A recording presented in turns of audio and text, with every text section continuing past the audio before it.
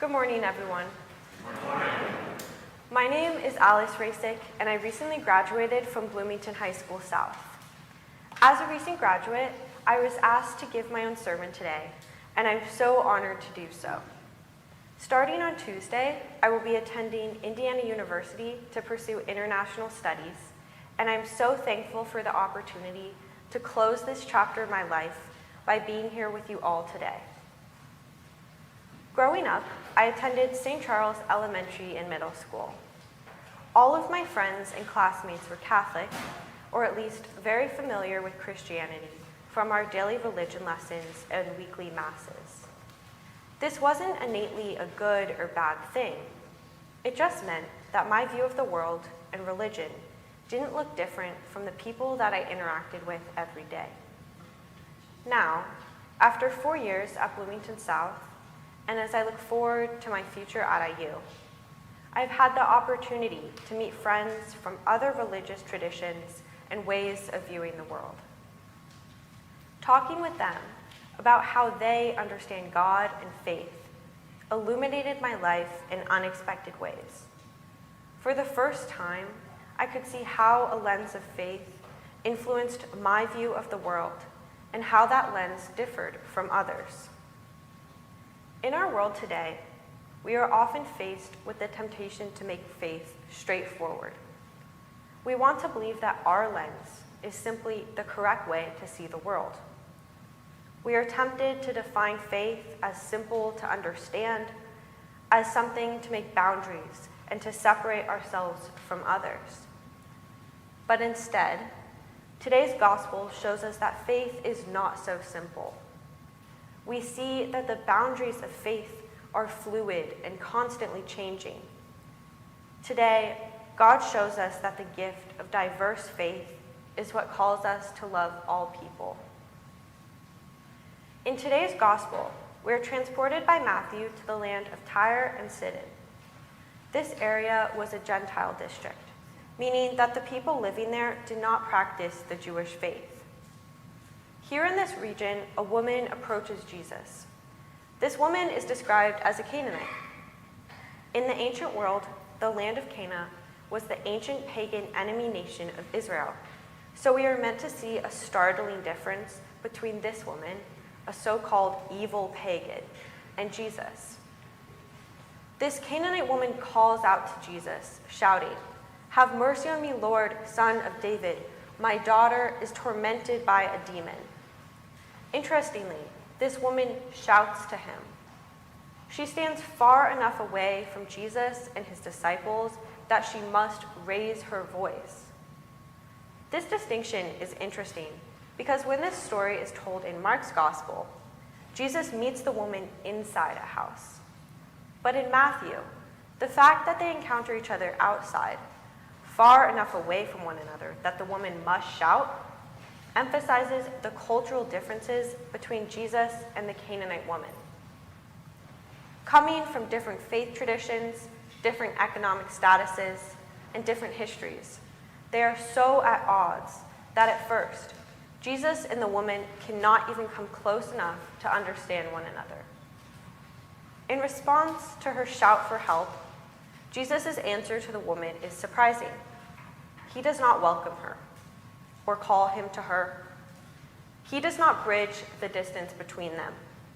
Instead, he answers, "I was sent only to the lost sheep of the house of Israel." This response is surprising. Jesus touches the bodies of lepers, brings children close to him. But now he tells this woman, crying out for help for her daughter, that he is only for the children of Israel. But instead of turning away at Jesus' rebuke, the woman is persistent. She is the one to close the boundary between them and comes to Jesus' side to kneel. The woman closes the distance, and we can see how she disregards their cultural differences in order to find healing for her daughter. Now kneeling, the woman begs for just a crumb of compassion, just a crumb of healing from the Son of David. As the woman brings the boundary of their separation close to Jesus, He bursts through it. He finally exclaims, "Woman, great is your faith," and her daughter is healed. In this passage, we can infer how the morality of Jesus was possibly tested. Jesus had a circle drawn, with Israel inside the circle and the rest of the people, especially Canaanites, on the outside. But in this story, we can imagine how Jesus sees, in the face of this kneeling woman, her faith. In seeing her faith, which looks different from the Jews or the disciples, suddenly his circle is expanded. Thus, we all arrive at a more complete picture of God's mercy. The circle of healing, of forgiveness, of love that Jesus offers is expanded at the margins. It does not grow from the inner group of disciples or from the people who separate Jews and Canaanites. Instead, this story is the catalyst for the circle of mercy expanding to include all people, especially those at the margins. In a commencement speech in 2018, Father Greg Boyle, founder of Homeboy Industries, which provides training and support to formerly gang-involved and previously incarcerated people in Los Angeles, encapsulated this same message, saying, "God's dream come true is no us and them, just us. And you imagine with God a circle of compassion, and then you imagine no one standing outside that circle. And you know that God does not share in the demonizing in which we all engage in.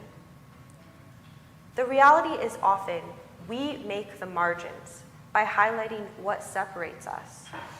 But that is not God's wish for us. Instead, we are told to grow the circle of compassion to include all people. The Canaanite woman's faith looked different from what Jesus or his disciples expected. But faith is not defined by where you are from or who you are. Instead, faith is a gift from God. Faith is a constant renewing belief in something greater. It is something that opens us up to the world. Faith turns us outward towards the margins, where God is already at work. Just as Jesus came face to face with a shout for help on that road in Tyre and Sidon, today we are all faced with shouting. Open the news, look at our neighbors on the streets of Bloomington. We are all confronted with shouts for compassion and love. And just as Jesus responded to the Canaanite woman to eventually break down the boundary that separated them, God responds to the shouting in our world. We are called to join God today and every day at the boundary and grow his circle of faith through acts of love and compassion. Amen.